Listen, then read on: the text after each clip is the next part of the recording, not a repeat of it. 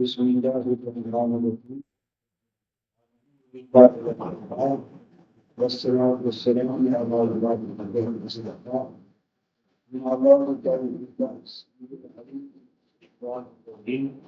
بسم الله الرحمن الرحيم. یہ گفتگو تو ہم آیت 45 سے یہ جو آیت نمبر 63 ہے اس کا ہم یہ ترجمہ اس کی نشستوں میں کر چکے ہیں. مضامین کے حوالے سے جو کچھ ترجمہ تھا اس میں ہم نے سب کے علم کے حوالے سے علم کی تعلیم یا ثبوت آیت نمبر 40 تو یہ تسبیح کے قرآنی کے سفید پر اور قرآنی تسبیح کا اس میں پھر صلات بھی آئی، تبلیغ بھی آئی، شرک کا کلاکرم بھی آیا.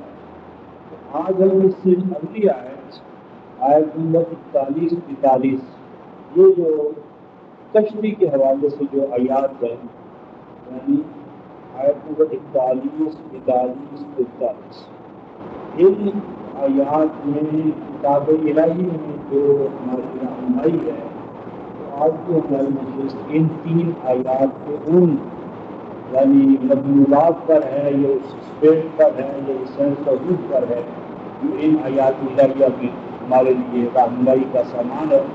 تو ہم پہلے ان آیات کو دیکھتے ہیں. بسم اللہ الرحمن الرحیم. وآیۃ لَهُمْ أَنَّا حَمَلْنَا ذُرِّيَّتَهُمْ فِي الْفُلْكِ الْمَشْحُونِ وَخَلَقْنَا لَهُم مِّن مِّثْلِهِ مَا يَرْكَبُونَ وَإِن نَّشَأْ نُغْرِقْهُمْ فَلَا صَرِيخَ لَهُمْ وَلَا هُمْ يُنقَذُونَ إِلَّا رَحْمَةً مِنَّا وَمَتَاعًا إِلَىٰ حِينٍ. صدق اللہ مولانا العظیم وبلغنا رسولنا النبی الکریم ونحن علی ذلک من الشاہدین الشاکرین والحمد للہ العالمین. وآیۃ لہم اور نشان ان کے لیے. آیت نشان انڈیکیٹر اور نشان ان کے لیے. کیا چیز نشان ہے؟ انا حملنا ذریتہم کہ وہ ہم ہیں کہ جو لفظی ترجمہ کو ہے جنہوں نے سوار کیا، لیکن یہ دراصل لفظ جس طرح قرآن میں ہم نے بات برسائی تو یہ جو یونیورسل ٹروتھس ہوتے ہیں جو دن رات کائنات میں فطرت میں جو افعال و اعمال ہو رہے ہیں اور ہوتے چلے آ رہے ہیں تو ان کو بھی قرآن حکیم نے پاسٹ ٹینس میں تعبیر کی.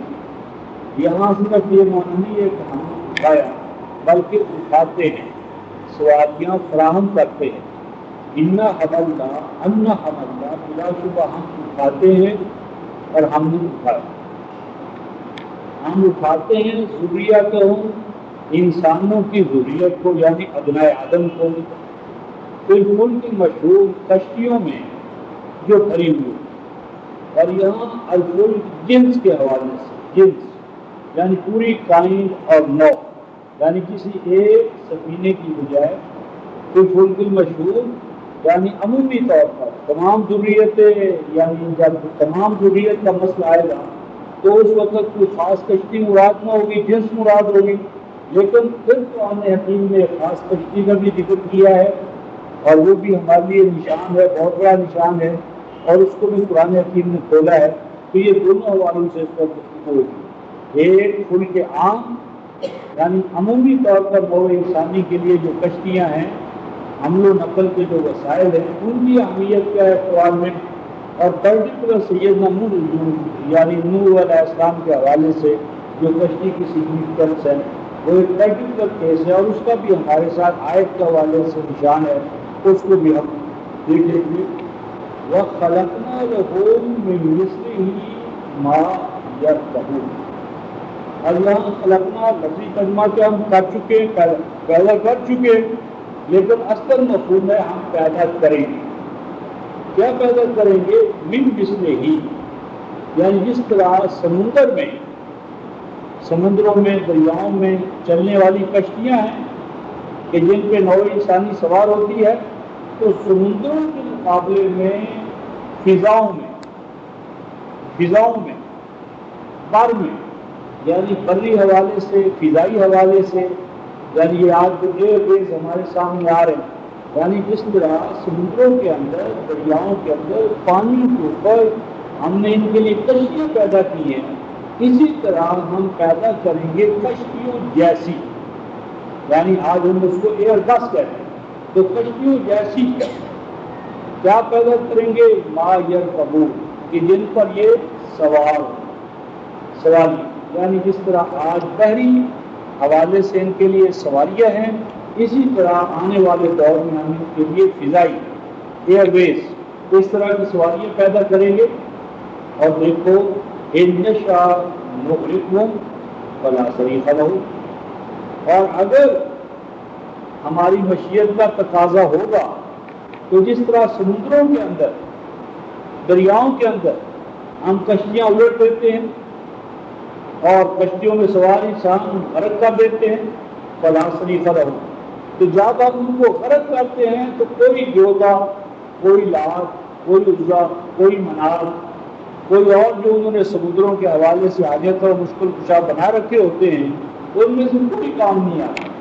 فلا صریخ لہم، بس کوئی نہیں ہوتا جو ان کی چیخ و پکار کو سن سکے، ولا ہم ينقذون، اور انقاذا نجات دینا، ریسکیو، اور کوئی نہیں ہوتا جو اسے یا ان کو ہمارے اس ہاتھ سے کہ جو قانون الہیہ کی خلاف ورزی کے نتیجے میں جو ان کے لیے ہلاکت کا سامان پیدا ہوتا ہے، اس میں سے ان کو نکال سکے، بچا سکے۔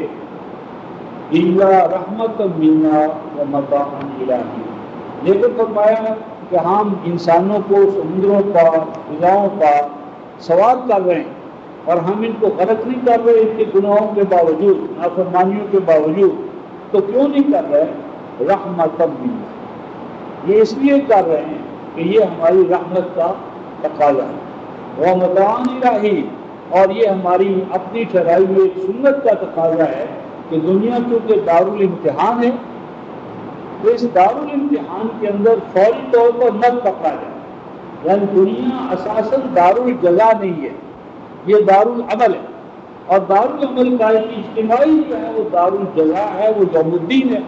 تو یوم الدین پر سب کے لیے چونکہ ڈھیل ہے، تو اس ڈھیل کے وقفے تک، اس جزا و سیاق دن تک، یوم الدین تک ساز و سامان کا جو مہیا کرنا ہے، یہ اس کا ایک تقاضا ہے۔ اب اس ضمن میں رفقائے محترمات، اس کشتی کی تلویز سے یا بیان سے ہم آگے بڑھتے ہیں، اور اب ہم سیدنا نوح علیہ السلام کے حوالے سے قرآن حکیم نے جس آیت کا میرے اور آپ کے لیے، نوع انسانی کے لیے، امت مسلمہ کے لیے رہنمائی کا سامان قرار دیا ہے، اس کو دیکھتے ہیں کہ قرآن اس حوالے سے ہمارے لیے کیا رہنمائی کا سامان مہیا کرتا ہے۔ مثلاً 29-15 سورہ العنکبوت،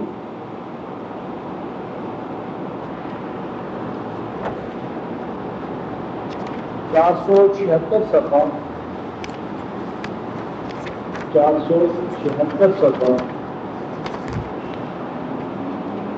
آیت نمبر 15، 476 صفحہ، آیت نمبر 15، یہاں یہ الفاظ آ رہے ہیں، وَأَنْجَيْنَاهُ وَأَصْحَابَ السَّفِينَةِ وَجَعَلْنَاهَا آیَةً لِلْعَالَمِينَ، آیت نمبر 15، 29-15، فرمایا فَأَنْجَيْنَاهُ، بس نجات دی ہم نے، کس کو؟ نوح کو۔ فَأَنْجَيْنَاهُ، بس نجات دی ہم نے کس کو؟ نوح کو۔ وَأَصْحَابَ السَّفِينَةِ، اور ان کو نجات دی جو کشتی میں سوار ہو گئے۔ وہ اصحاب صاحب کی جمع، سفینہ کشتی، اس کو، نوح کو نجات دی ہم نے، بچایا ہم نے، اور ان کو نجات دی جو نوح کے ساتھ کشتی میں سوار ہو گئے۔ اس کے بعد یہ الفاظ آ رہے ہیں، وَجَعَلْنَاهَا آیَةً لِلْعَالَمِينَ، اور اس کشتی کو اور کشتی کے عمل میں جو پروسیس ہے اس کو ہم نے عالمین کے لیے، اقوام عالم کے لیے، جہانوں کے لیے، اہل جہاں کے لیے نشان قرار دیا، آیت قرار دیا۔ اب یہاں آیت سے کیا مراد ہے؟ یعنی کیا اللہ تعالیٰ نے اپنی قدرت کا اس کو نشان قرار دیا، یا قدرت کے اندر کوئی قدر ہے کہ جس کو اللہ تعالیٰ نے ہمارے لیے نشان قرار دیا؟ تو یہ جو ہمارا مذہبی ذہن ہے رفقائے محترم، اس نے ہمیں عالم اسباب سے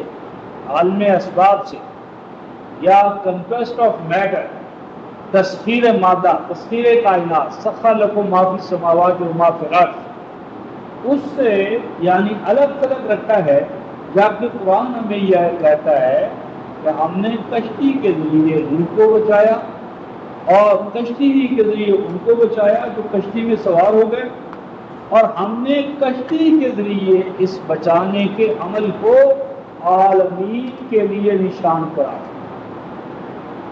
یعنی قادر و قیوم اللہ ایسا کر سکتے تھے کہ سیدنا نوح نجی اللہ ہیں، ان کو کہیں نوح طوفان آنے والا ہے، ہم نے تیری قوم کو ہلاک کرنا ہے، تو ہمارا مقبول اور محبوب بندہ ہے، تو یہ وظیفہ یاد کر لے، یا حافظ ہو یا حافظ ہو، یہ وظیفہ ہے تو یاد کر لے، اور جو تیرے رفیق اور ساتھی ہیں ان کو یاد کرا دے۔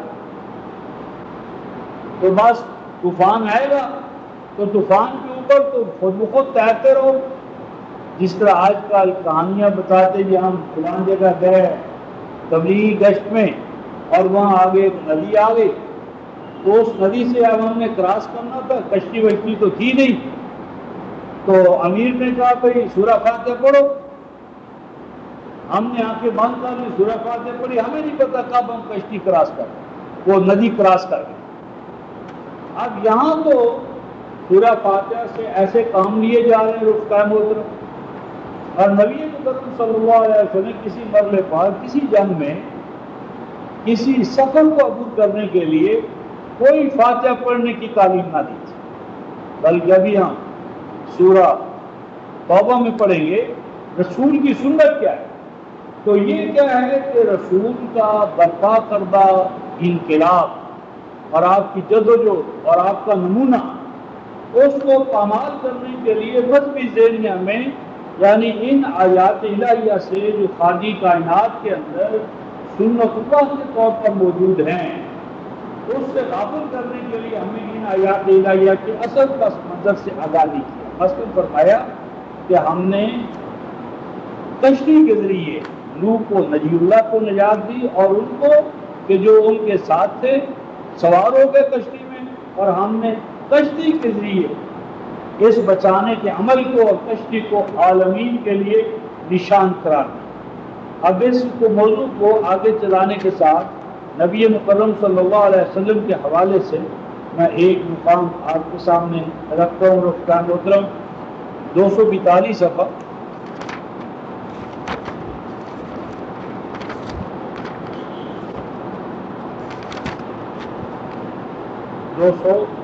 صفحہ آیت 92، آیت 92 دیکھیے، صاحب قرآن جس پر قرآن نازل ہوا ہے، جو اللہ کا محبوب ہے، اولین و آخرین کا امام ہے، مؤلف الاولین والآخرین، نبی مکرم صلی اللہ علیہ وسلم صاحب البیت ادریٰ بما فی، گھر والے تو جانتے ہوتے گھر میں کیا ہے، تو جس پر قرآن نازل ہوئے وہ بہتر جانتا۔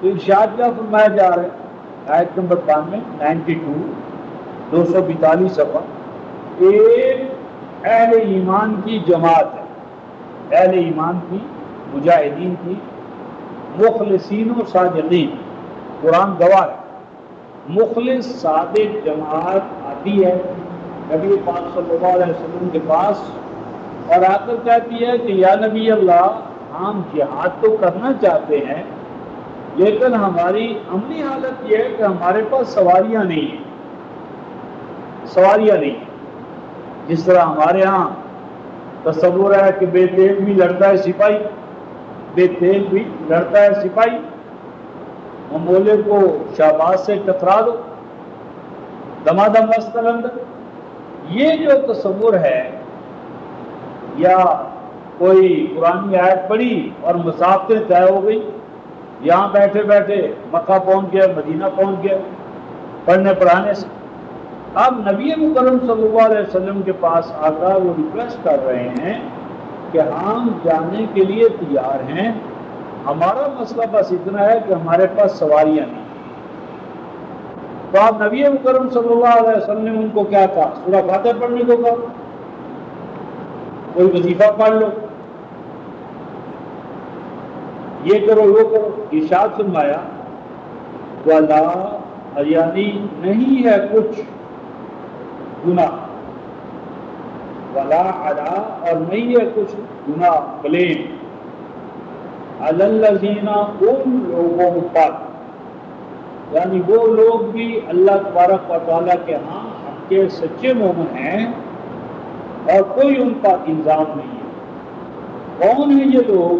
اذا ما اتوک، جب وہ آئے آپ کے پاس، جب وہ آپ کے پاس آئے، اور آنے کے بعد آگے کیا ہے اس کا محترم؟ لیتا میلا ہو، لیتا میلا ہو۔ اب اس ترجمے کو اگر آپ سمجھ لیں تو قرآن کے 3-4 پیچیدہ مقامات کو حل ہو گئے۔ یہاں ترجمہ صحیح کیا ہے، یہاں ترجمہ کیا ہوگا؟ یہ معنی نہیں ہے کہ آپ ان کو گود میں سوار کریں، گود میں اٹھانا، عملہ یحمل، عمل ہی کا لفظ ہے۔ اب یہاں کیا ہے؟ لِتَحْمِلَ ہو، کہ آپ ان کو سوار کرائیں، آپ ان کے لیے سواریاں فراہم کریں، آپ ان کے لیے سواریوں کا بندوبست کریں۔ یعنی یہاں ہمارے روایتی مترجمین نے ترجمہ صحیح کیا ہے کہ آئے آپ کے پاس کہ آپ ان کے لیے سواریوں کا بندوبست کریں۔ اب یہی حمل کا لفظ جب اور مقام پر آئے تو وہاں کچھ اور ہی مفہوم پیدا کر دیا، ابھی ہم اس کی طرف نہیں جا رہے، صرف یہ بتانے آئے آپ کے پاس کہ آپ ان کے لیے سواریاں فراہم کریں۔ تو کیا ہوا رفقائے محترم؟ قل کا، آپ نے جواب دیا، آپ نے کیا جواب دیا رفقائے محترم؟ لا اجد ما احملکم علیہ، ہمارا ذہن تو ہے بے دین بھی لڑتا ہے سپاہی، کوئی بات نہیں، سواریاں نہیں ہیں نا تمہارے پاس، پیدل جا سکتے ہو، سواریوں والے ایک دن پہلے بعد میں نکلیں گے، تم 2 دن پہلے نکل جاؤ۔ مطلوب تو مقصود تو شہادت ہے، شہادت کا مطلوب و مقصود مومن، تو نکل کھڑے ہو جاؤ۔ قرآن کہتا ہے رفقائے محترم نبی مکرم صلی اللہ علیہ وسلم جواب دیتے ہیں قل کا، آپ نے ان کو جواب دیا، کیا جواب دیا؟ لا اجد ما احملکم علیہ، نہیں پاتا میں اپنے ہاں بیت المال میں، یعنی ہماری جو ریاست کی پوزیشن ہے وہ ایسی پوزیشن نہیں ہے کہ ہم آپ کو سواریاں فراہم کر سکیں، نہیں پاتا میں اپنے آپ کو کہ میں آپ کو سواریاں فراہم کر سکوں۔ یہ جواب دیا نبی پاک صلی اللہ علیہ وسلم۔ پھر کیا ہوا؟ انہوں نے کہا ٹھیک ہے سواریاں نہیں ہیں تو کوئی وظیفہ بتا دیں، یا ٹھیک ہے سواریاں نہیں، سوار جس طرح میں نے عرض کیا ہے کہ سوار ایک دن بعد میں چلیں گے، ہم 1 ہفتہ پہلے چل کھڑے ہوتے۔ قرآن کہتا ہے رفقائے محترم تولوا، ان کو اجازت ملی کہ چونکہ سواریاں نہیں ہیں لہذا تم واپس لاؤ، وہ واپس چلے گئے، تولوا، واپس چلے گئے۔ قرآن کہتا ہے ان کا کوئی بلیم نہیں ہے، کوئی بلیم نہیں ہے، کیوں کہ ان کے لیے جو مطلوبہ آساد و سامان ہے وہ مرکز فراہم نہیں کر سکتا۔ تو اگر مرکز مطلوبہ جو لوازمات ہیں فراہم نہ کرے تو اسے جان کی بازی لگا دینے کا تقاضا کرنا غلط ہے۔ یعنی آپ کہتے آ جاؤ بھائی مرکز میں میرے پاس استعفے دے کر ہر بار چھوٹ چھاٹ کا، اور آپ میں یہ طاقت ہی نہیں ہے کہ آپ ان کی اور ان کے ڈپینڈنٹ کی کفالت کر سکیں، تو یہ اسلام یا قرآن نہیں کہتا لا تلقوا بأیدیکم الی التہلکہ، اپنے آپ کو اور اہل و عیال کو ہلاکت میں مت ڈالو، ان اللہ کان بکم رحیما، اللہ نہیں چاہتا کہ وہ اپنے بندوں کو زحمتوں میں مبتلا کرے بغیر ان شرائط کو پورا کیے، کمادہ مسل اندر، یہ اسلام کا تقاضا نہیں ہے۔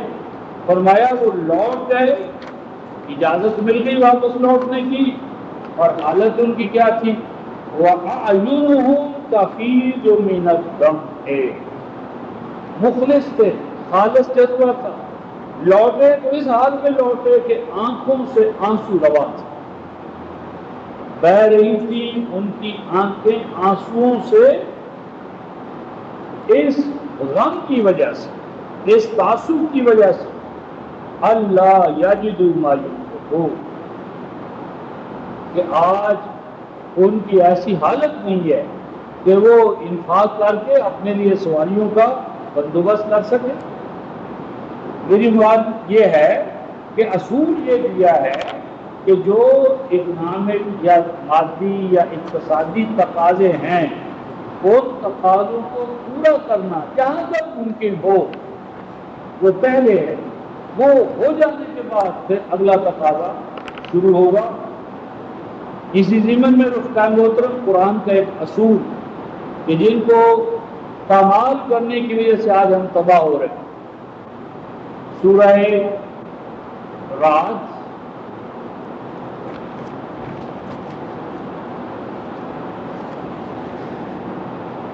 304 صفحہ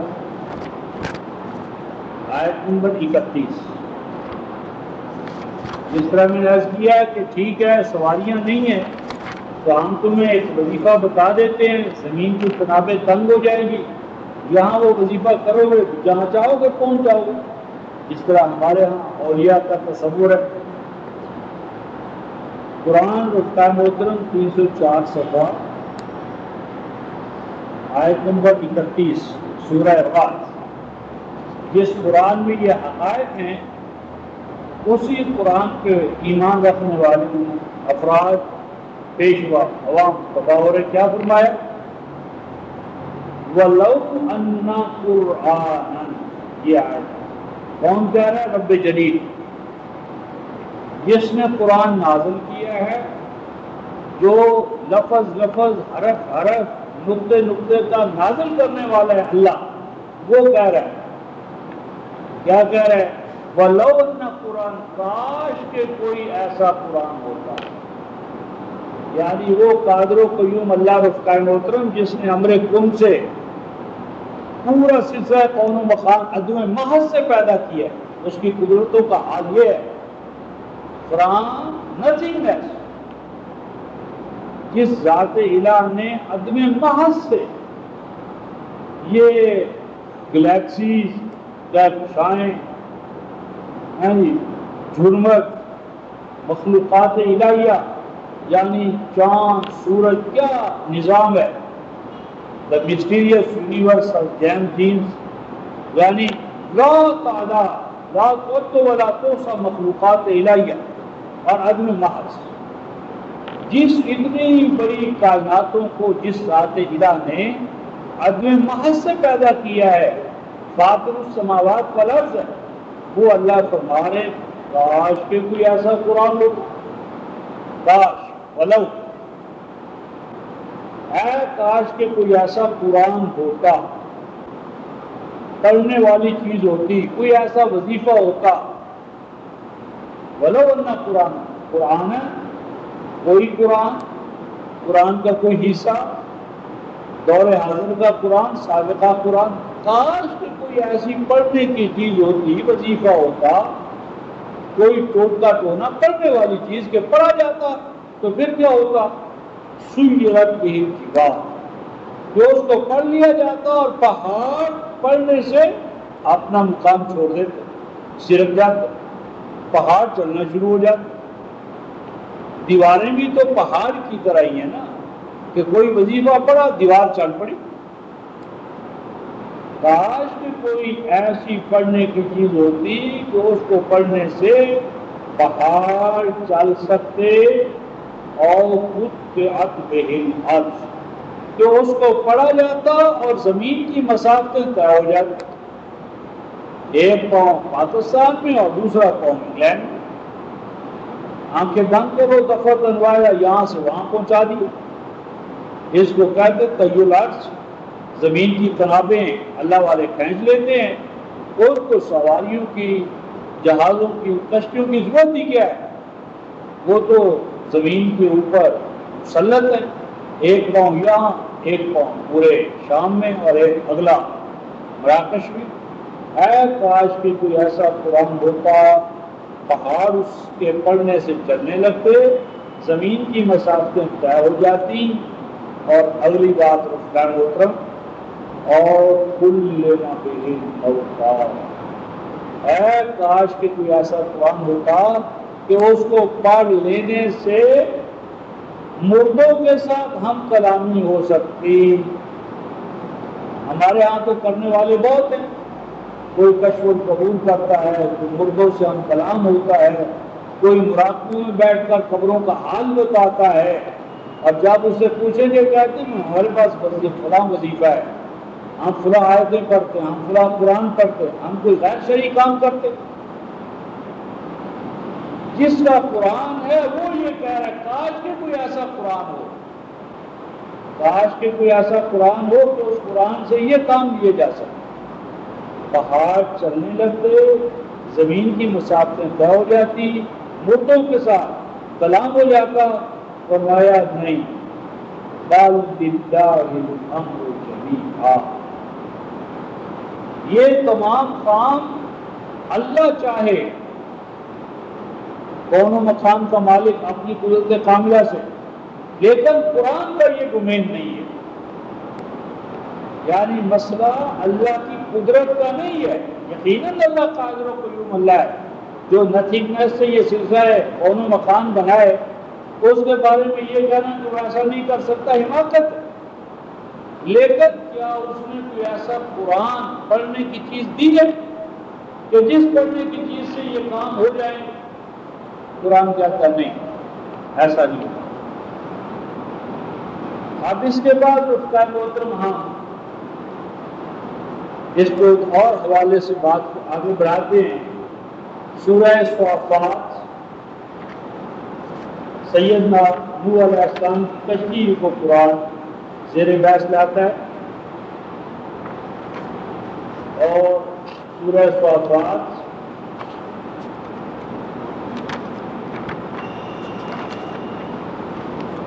یہ صفحہ 537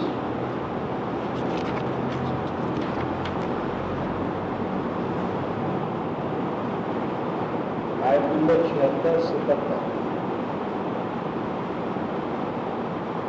وَنَجَّيْنَاهُ وَأَهْلَهُ مِنَ الْكَرْبِ الْعَظِيمِ. بہت بڑا سبق ہے رفتہ محترم اس مقام کا. ماقبل ارشاد فرمایا جا رہا ہے وَلَقَدْ نَادَانَا نُوحٌ فَلَنِعْمَ الْمُجِيبُونَ. یہ سبق تربیت رسول کی امت کی, میری اور آپ کی. لیکن یہ ساری تربیت اب دوسری طرف پھینکی. کیا فرمایا؟ وہ وقت ایمان والوں یاد رکھو ہمیں پکارا تھا نوح نے. وَلَقَدْ نَادَانَا, بلا شبہ پکارا تھا, پکار لگائی تھی, دعا کی تھی ہم سے. کس نے؟ نوح نے. فَلَنِعْمَ الْمُجِيبُونَ. اور ہم کتنے اچھے ہیں جواب دینے کے حوالے سے. یعنی ہم نے کس عمدہ طریقے سے نوح کی اس پکار یا دعا کو سنا اور اس کا جواب دیا. اب وہ جواب کس طرح دیا اس کا؟ اللہ کس طرح جواب دیتا ہے؟ اللہ انسانی پکار یا دعا کو سن کر جواب کس طرح دیتا ہے رفقائے محترم، سمجھنے کی چیز ہے۔ یعنی اللہ سے ہم کہتے ہیں اللہ ہمیں بیٹا دے دے، اور شادی کرتے نہیں۔ اللہ پاک اجابت کا طریقہ بتا رہے ہیں کہ نوح نے ہمیں پکارا کہ ابا میں مغلوب ہوں، میں گھیر لیا گیا ہوں، مجھے اس گھیرے سے نکال۔ فَلَنِعْمَ الْمُجِيبُونَ، ہم ہیں عمدہ پکار کا جواب دینے والے۔ اس پکار کا جواب کس طرح دیا رفقائے محترم؟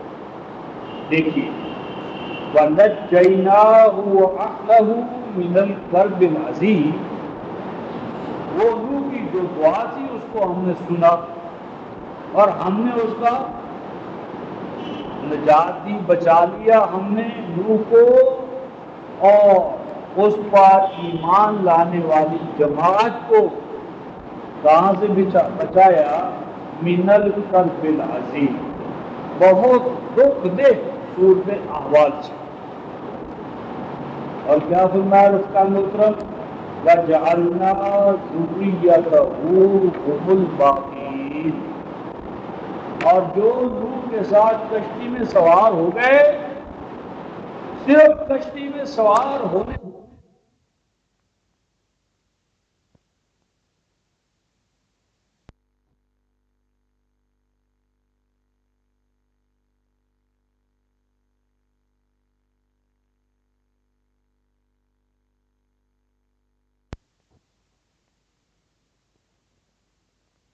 میں سوار نہ ہوئے ان کو ہلاک کیا، اور بقا صرف ان کو ملی جو کشتی میں سوار ہو۔ یعنی آپ دیکھیں دعا مانگی اللہ تعالیٰ سے نوح علیہ السلام نے، اور اس پکار کا جواب کیا دیا گیا؟ اس پکار کا جواب رفقائے محترم جو ملا ہے قرآن حکیم میں، اور انبیاء علیہ السلام کو ان کی پکاروں کا جو جواب جس طرح ملا ہے، اور حضور علیہ السلام کی دعائیں اور قرآن میں ان کے جوابات، اس میں 3 نمونے ہمارے سامنے آتے ہیں فوری طور پر۔ سب سے پہلے ہم سیدنا نوح علیہ السلام کے حوالے سے دیکھتے ہیں 11:37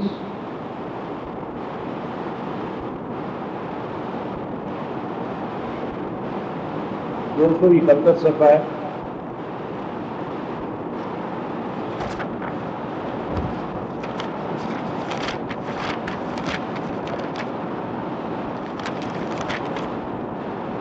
آیت نمبر 36 اور 37، وہاں فرمایا تھا کہ ہم نے نوح نے ہم سے پکار کی، دعا کی، اے اللہ مجھے اور میرے ایمان والے ساتھیوں کو کرب عظیم سے بچا۔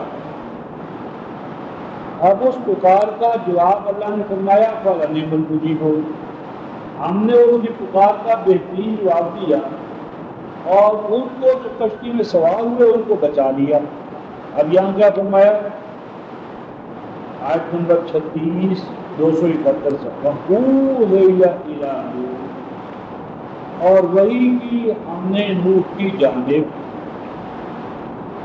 أَنَّهُ لَن يُؤْمِنَ مِن قَوْمٍ، کیا مزید کوئی نہیں ہوگا جو ایمان لائے تیری قوم میں سے، سوائے ان کے جو ایمان لائے، یا جتنوں نے ایمان لانا تھا، جن کے اندر ایمان کی استعداد و صلاحیت تھی، انہوں نے ضائع نہیں کی اپنی استعداد و صلاحیت، وہ اب ایمان لے آئے۔ اب ان میں مزید کوئی نہیں رہا جو ایمان لانے والا۔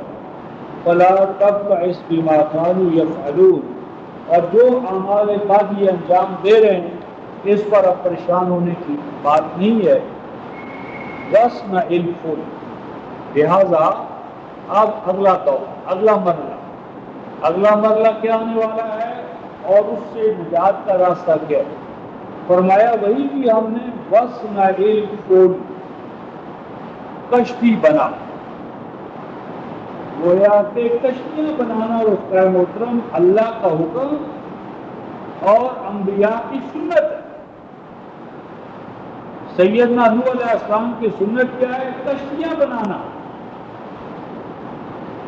اور ہم 800 سال تک 1000 سال تک قرآن پڑھتے رہے رفتہ محترم برصغیر پاک و ہند میں، اور یہ تمام آیات پڑھتے رہے، لیکن المیہ یہ ہوا کہ مغلوں نے کبھی بحری بیڑا نہیں کیا، یعنی بحریہ سے ہم مغل مسلمان مارے گئے، اور بحریہ یعنی مغلوں کے اندر پورے دور میں کبھی بحر کا، حالانکہ ہم آئے ہی بحر سے محمد بن قاسم، لیکن بحریہ کبھی ہمارا موضوع نہیں بنا۔ تو گویا قرآن یہ بتاتا ہے کہ سمندروں کی تصویر، دریاؤں کی تصویر اور کشتیاں بنانا، بحری جہاز بنانا یہ کوئی معمولی کام نہیں ہے، یہ انبیاء کی سنت ہے، سیدنا نوح علیہ السلام کی سنت ہے، اور قرآن اس کو ہمارے لیے رہنے والی دنیا کے لیے ایک ایسا نشان قرار دے گا کہ جس کو قائم رکھنا امت ایمان کا فریضہ ہے۔ ابھی ہم ایک اور مقام دیکھیں، فرمایا وہی کی ہم نے کہ بنا تو کشتی، اور کشتی بھی کس طرح بنا اس کا محترم بے اعیننا و وحینا، ہماری نگرانی میں اور ہماری وحی کے مطابق۔ اب یہاں وہ محترم اللہ قادر و قیوم اللہ، یعنی وہ قادر و قیوم اللہ جو عدم محض سے یہ پورا سلسلہ کون و مکان بنا رہا ہے۔ ایسا کیوں ہے کہ وہ نوح علیہ السلام کو بچانے کے لیے کشتی کی تعلیم دے رہے؟ یہ رفتہ محترم میری اور آپ کی تربیت کہ conquest of matter through matter, تسخیر المادہ بالمادہ۔ تم خدا نہیں ہو، تم انسان ہو، مخلوق ہو، تمہارے لیے لازم ہے کہ تم اس کائنات کو سمجھو، قوانین کو سمجھو، اخلاق کو سمجھو، مادے کو مادہ کے تھرو مسخر کرو۔ کیا فرمایا وہی کی ہم نے تاکہ کشتی بنانا اللہ کی چڑھائی کی سنت ہو اور سیدنا نوح علیہ السلام کی سنت ہو، اور جب ہم عمل کریں تو یہ سمجھ کے عمل کریں میاں یہ اللہ کا کام ہے، انبیاء کی سنت ہے، یہ کوئی معمولی شرف نہیں ہے۔ یعنی بحریہ بنانا، کشتیاں بنانا، بحری جہاز بنانا، شپ یارڈز بنانا، اور کبھی کبھی شپنگ کمپنیاں قائم کرنا یہ کوئی معمولی کام نہیں، تو انبیاء کی سنت ہے۔ اور آج یورپ کو دیکھ لیں، یورپ کو جتنا بھی عروج ملا ہے یہ سمندروں پر، پانیوں پر اور سمندروں کے اوپر ان کی سطحوں کو چیرنا اور بڑے بڑے ڈیرے بنانا، واسکو ڈے گاما ہو، کولمبس ہو، اور آج بھی دیکھو کاروبار پر جو ان کا لہرا رہا ہے بحریہ، تو کیا فرمایا کہ بِأَعْيُنِنَا وَوَحْيٍ، اور آگے فرمایا وَلَا تُخَاطِبْنِي فِي الَّذِينَ ظَلَمُوا إِنَّهُمْ مُغْرَقُونَ، اور جو ظالم ہیں وہ تباہ ہوں گے، اور ان کے بعد میں مزید کچھ بات کرنے کی ضرورت نہیں ہے۔ اور کشتی کیسی بنائی کشتی بنانے کا حال یہ تھا، یہ اگلے صفحے پر آیت نمبر 42 میں وہ کتنی بڑی کشتی بنائی، کیسی کشتی بنائی تجری بہم فی موج کالجبال،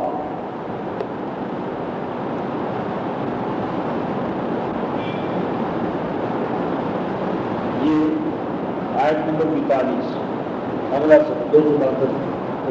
تجری بہم، وہ کشتی جب چل رہی تھی اس طوفان میں، تو اللہ پاک کی باتیں قرآن کا بیان ہے کہ وہ چلتی تھی کشتی کی موجوں میں، اور اس کا حال کیا تھا کل جیوال۔ یہاں دو معنی، ایک معنی تو یہ کہ وہ ایک پہاڑ کی طرح، جس طرح پہاڑ کھڑا ہوتا ہے پہاڑ کی طرح اپنے بیلنس کو، توازن کو، استحکام کو برقرار رکھے ہوئے تھے، اور دوسرا معنی یہ ہے کہ اتنی موجیں، اتنی بڑی بڑی موجیں کہ جن کے سامنے پہاڑ نہیں ٹھہر سکے، پہاڑوں کو جو موجیں پاش پاش کر گئی، وہ اس روح کی کشتی کا بال بھی نہ کر سکے۔ یعنی ان کی سائنس، ٹیکنالوجی، مہارت جو بِأَعْيُنِنَا وَوَحْيِنَا کا نمونہ تھا، وہ کیا تھا کہ اتنی بڑی بڑی موجیں جو کالجبال، جو پہاڑوں کو اپنے مقام سے ہٹا دینے والی موجیں تھیں، ان کی چوٹیاں بلندیاں ان کے سر کر لی انہوں نے، لیکن اس کشتی کا وہ کچھ بال بھی کا نہ کر سکے۔ کشتی کا پورا پروسیس رفتار محترم ہماری رہنمائی کے لیے قرآن نے ذکر کیا۔ دیکھیں ذرا کس شان سے قرآن یہ بیان کرتا ہے اور کس شان اہمال سے ہم اسے نظر انداز کر رہے ہیں، دونوں چیزیں اپنی مثال۔ یہاں 633 صفحہ رفتار محترم،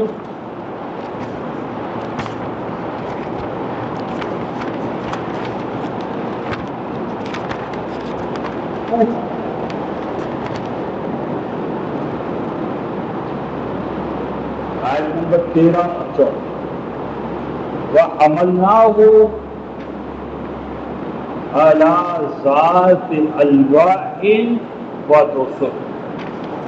عرض یہ کرنا ہے کہ وہ قادر و قیوم اللہ کوئی وظیفہ نہیں بتا رہا، وظیفے کے الفاظ نہیں بتا رہا، بلکہ اپنی فطرت اور اصول کیا بتا رہا ہے کہ کشتی بناؤ، اور کشتی میں کیا لگاؤ؟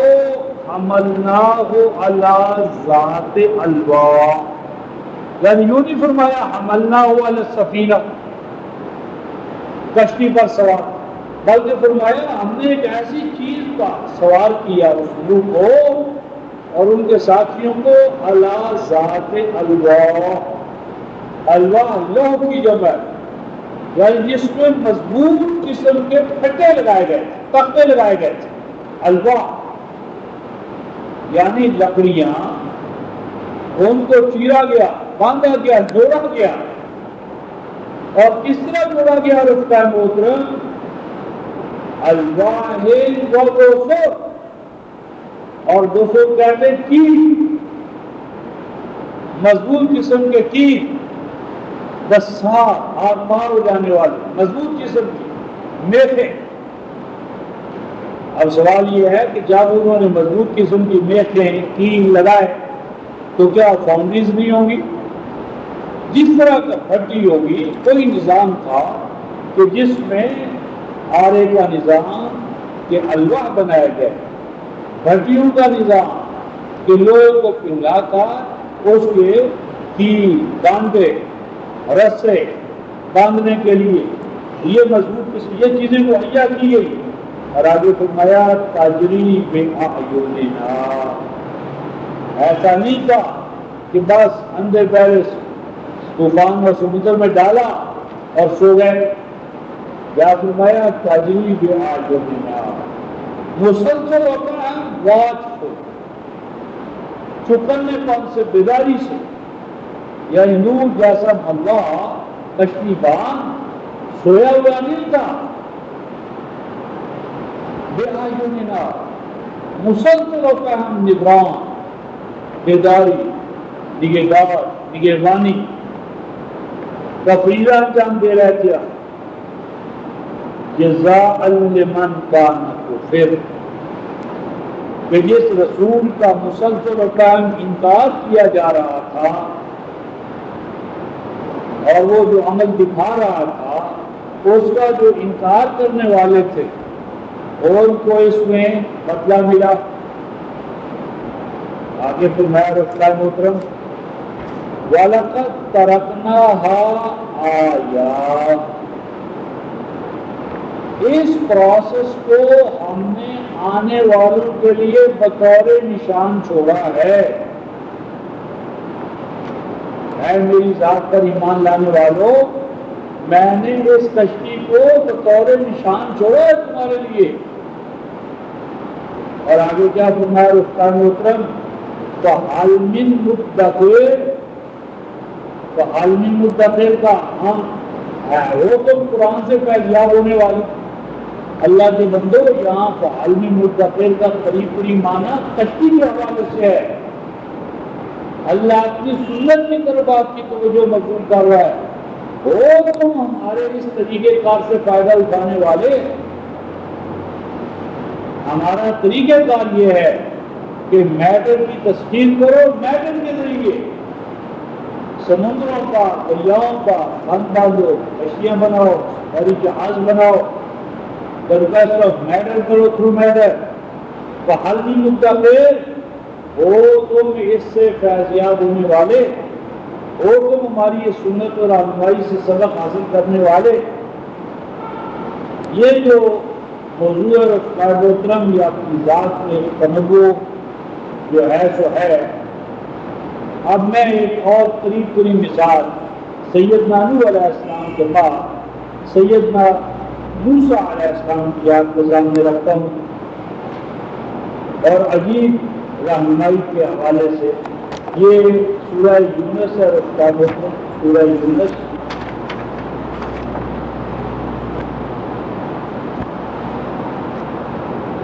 یہ 88 آئے 273 صفحہ جو ہے. یہاں سیدنا موسیٰ علیہ السلام نے ایک دعا مانگی. موسیٰ علیہ السلام نے دعا مانگی ہے. یہ آیت ہے 86 262 صفحہ ہوگا، 262 صفحہ آیت 86. دعا یہ ہے ربنا، اے ہمارے پروردگار، ہمیں لا تجعلنا فتنة للقوم الظالمین، ظلم پرور قوم کے لیے عام تختہ مشق نہ بن جائے. اور اے ہمارے پروردگار وَنَجِّنَا بِرَحْمَتِكَ مِنَ الْقَوْمِ الْكَافِرِينَ، اور اے اللہ ہمیں نافرمان قوم کے عذاب سے، پرسیکیوشن سے اپنی رحمت کے طفیل بچا دے. یہ دعا ہے کہ اللہ مجھے اور میری قوم کو ظالموں اور کافروں کے ظلم اور استبداد سے بچا لے. یہ دعا ہے. اور دیکھیے 263 صفحہ آیت 89 فرمایا جا رہا ہے، اور اللہ تعالیٰ نے فرمایا 89 263 صفحہ قد اجیبت دعوتکما، کہ جو دعا تم نے مانگی ہے اس دعا کو ہم نے قبول کر لی ہے. دعا قبول ہو گئی ہے. بھائی جب دعا قبول ہو گئی ہے تو ہمارا تصور تو یہ ہے دعا قبول ہو گئی بس اللہ بس بات پیدا کر دیں. قبول ہو گئی دعا قبول ہو گئی. اللہ مجیب الدعوات ہے. ہم نے دعا مانگی، اللہ نے قبول کر لیا، بس اب سارا نظام خود ہی چلے. ایسا نہیں ہوتا رکھتا. تو اللہ اپنی سنت میں بتا رہے ہیں کیا قد اجیبت دعوتکما، دعا تو تمہاری ہو گئی ہے قبول. جس طرح نوح علیہ السلام کو کہا دعا قبول کہ ظالموں سے تجھے نجات، لیکن کرنا ہے کشتی بنا.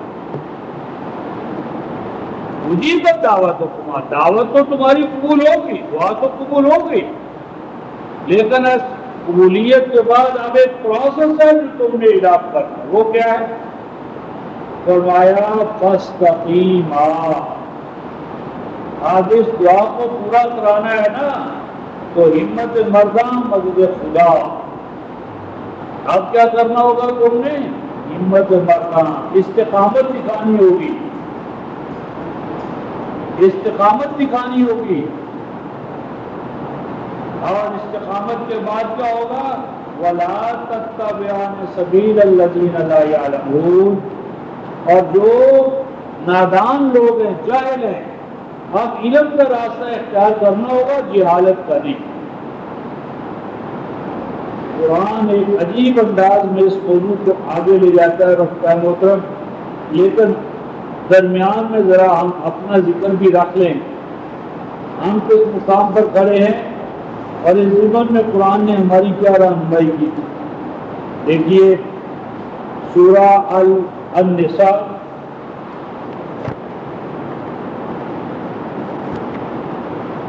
آیت 75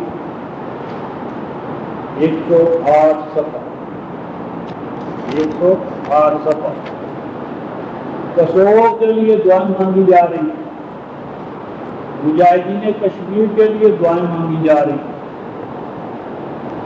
اللہ جہاد میں مظلوموں کی مجبوروں کی دعائیں کس طرح سنتے ہیں رفتہ محترم، اور کس طرح اس کو پورا کرتے ہیں۔ اے کاش کہ یہ امت ان آیات الہیہ کو سمجھے۔ دیکھیے آیت 75 108 صفحہ، ایمان والوں کو کیا حکم ہو رہا ہے؟ وَمَا لَكُمْ، اے ایمان والوں تمہیں کیا ہو گیا ہے؟ مَا لَكُمْ، تمہیں کیا ہو گیا ہے؟ اے ایمان والوں تمہیں کیا ہو گیا ہے؟ آگے دیکھیے کیا ہو گیا؟ لا تقاتلون فی سبیل اللہ، تم اللہ کے راستے میں قتال کے لیے نہیں نکل رہے، کیا ہو گیا تمہیں؟ جان و مال کے دینے کا عہد کیا اور 9/111 میں، اور حیات ہی ہو اور تم قتال نہ کرو، کیا ہو گیا تمہیں؟ مالک ہو، کیا ہو گیا تمہیں؟ لا تقاتلون فی سبیل اللہ، تم فی سبیل اللہ قتال نہیں کرتے۔ فی سبیل اللہ قتال کیا ہوتا ہے؟ فی سبیل اللہ قتال یہ ہے، آگے خود ہی بیان کرنا، ملکوں کو فتح کرنا، دریاؤں سمندروں پہاڑوں کو حاصل کرنے کے لیے جنگیں لڑنا، یہ انبیاء کی سنت۔ ایمان والوں کا جہاد کیا ہے رفتہ محترم؟ فرمایا فی سبیل اللہ، کیا؟ والمستضعفین من الرجال والنساء والولدان، سچویشن یہ ہے کہ جن کو کمزور اور پامال کر دیا گیا ہے انسانوں میں سے، رجال مردوں میں سے، میں انسانوں میں سے ذکور مذکر، والنساء اور عورت، مرد ہیں عورتیں ہیں، والولدان اور بچے، بچوں کو مردوں کو عورتوں کو کمزور اور پامال کر دیا گیا ہے۔ یہ جو کمزور پامال مرد عورتیں اور بچے وہ دعائیں مانگ رہے ہیں۔ دعائیں کیا مانگ رہے ہیں؟ الذین یقولون، دیکھیے دعا مانگی جا رہی ہے اللہ سے، اللہ سے دعا مانگی جا رہی ہے، اللہ نے اس دعا کو سن بھی لیا ہے، قبول بھی کر لیا ہے، اور سن اور قبول کرنے کے بعد کن کو حکم دیا جا رہا ہے؟ ایمان والوں۔ اے ایمان والوں، جو دعا اللہ کے عرش پر جا رہی ہے تمہارے کانوں سے نہیں ٹکرائی؟ تم نے یہ دعا نہیں سنی؟ تم نے یہ پکار نہیں سنی؟ یعنی اگر تصور کے مظلوم مسلمان تو ان کے لیے کینیڈا والے آ رہے ہیں، یعنی جاپان سے جا رہے ہیں، آسٹریلیا سے آ رہے ہیں، تو اے عرب دنیا، اے عالم اسلامی، کیا یہ پکار یہ دعا تمہارے کانوں سے نہیں آگے ٹکرا رہی؟ ہاں لک ہو، تمہیں کیا ہو گیا ہے؟ جبکہ وہ پکارنے والے پکار کس کو رہے ہیں؟ پکار وہ تو ربنا، اللہ سے کہہ رہے ہیں، کیا کہہ رہے ہیں؟ اخرجنا من هذه القرية الظالم اهلها، اے اللہ ہمیں نجات عطا فرما اس بستی سے کہ جس کے رہنے والے ظالم، جس کے حکمران ظالم ہیں۔ ظالم حکمرانوں سے ہمیں نجات عطا فرما، وَاجْعَلْ لَنَا مِن لَّدُنكَ وَلِيًّا، ہمیں کوئی کارساز، پروٹیکٹر، ہمارا کوئی بڑی خواہ پروٹیکٹر ہو جو ہمیں پروٹیکشن دے، وَاجْعَلْ لَنَا مِن لَّدُنكَ نَصِيرًا، ہمیں کوئی ہیلپ رکھا۔ یعنی کہنا یہ ہے کہ دعا مانگی جا رہی ہے اللہ سے،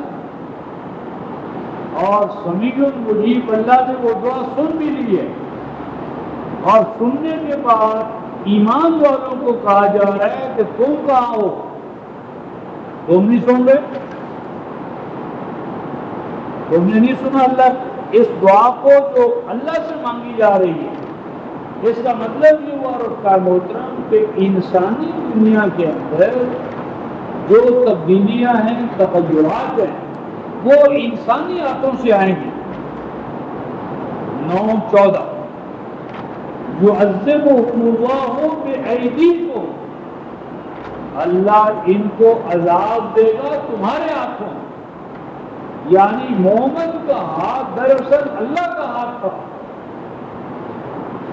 یعنی خیر اور شر کی قوتیں، رحمانی اور شیطانی قوتیں، تو رحمانی قوت یہ اہل ایمان کی، اب اہل ایمان نے تو یہ ڈیوٹی اپنی بلا دی کہ یہ ہمارا کام ہے، یہ جو کلنٹن کا کام ہے، UN کا کام ہے، سلامتی کونسل کا کام ہے، اور ہم تابع محمد بنے ہوئے اس ضمن میں مسئلہ رفتار محترم جس طرح نوح علیہ السلام یا امت مسلمہ اور حضرت موسیٰ کا چلا تھا، اس میں ذرا مائدہ کا ایک مقام دیکھیں رفتار محترم، اور قرآن کیا ہماری رہنمائی کرتا ہے۔ 134 صفحہ،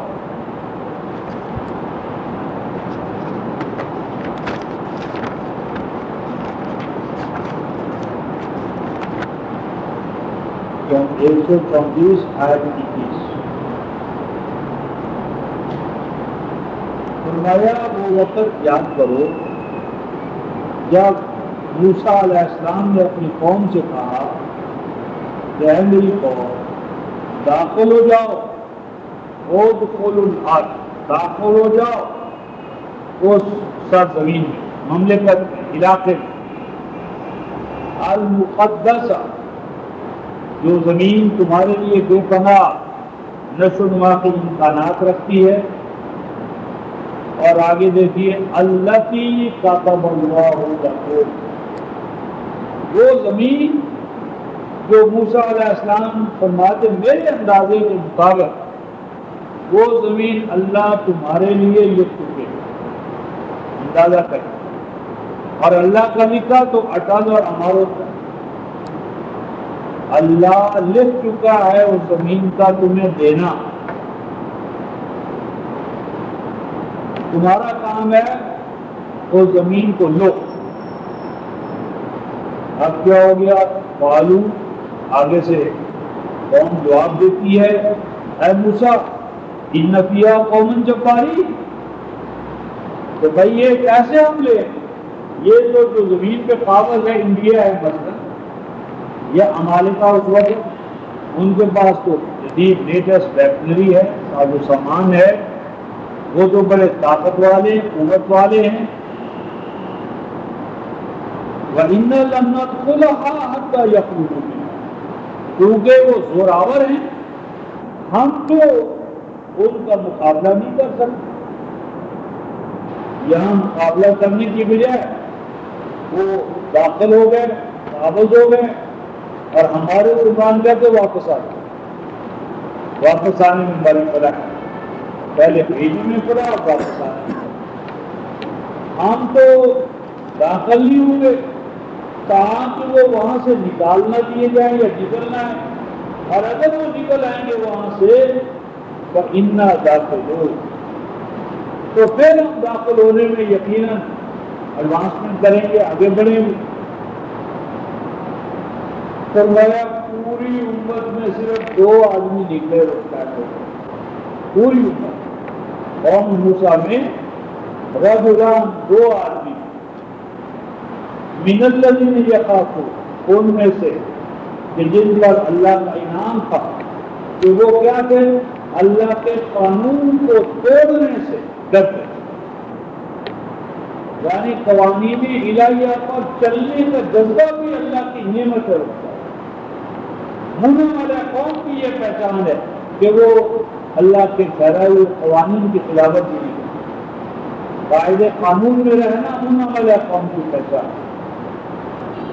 انہوں نے کہا ادخلوا علیہ الباب، وہ جو صالح انسان تھے انہوں نے خطاب کیا، کہا جو موسیٰ کہہ رہا ہے اس پر ایمان لاؤ، آگے بڑھو، اللہ تمہیں فتح عطا کرے گا۔ فَإِذَا دَخَلْتُمُوهُ فَإِنَّكُمْ غَالِبُونَ، اللہ کے وعدے پر یقین کرو، ہمت باندھو، بزدلی کا مظاہرہ نہ کرو، آگے بڑھو۔ تو آگے کیا ہوا؟ انہوں نے کہا نہیں موسیٰ تو جا، جب تک وہ ہم کو نہیں جائیں گے، تو جا اور تیرا رب اور قتال کریں، ہم جہاں مظاہرہ دیکھیں گے، اور اگر فتح ہو گئی پھر ہم تمہارے پیچھے آ جائیں گے۔ اس پر موسیٰ نے جو کہا اگلی آیت میں اس کا ذکر آ گیا، آیت 25 میں۔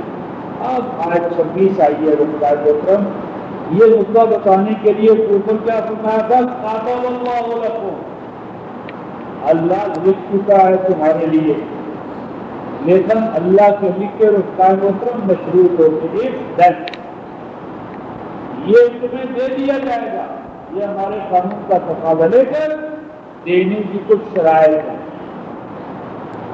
یعنی اس زمانہ یہ ہوا کہ جس طرح گورنمنٹ کہے بھائی کانسٹیٹیوشنلی آئینے اور ضابطے کے تحت یہ چیز تمہیں مل سکتی ہے، لیکن ملنے کی کچھ اور شرائط ہیں جن کو تمہیں پورا کرنا ہوگا۔ یعنی اگر آئینی استحقاق نہیں بنے گا تو اس درخواستوں کو انڈر کنسیڈریشن نہیں لا جائے گا۔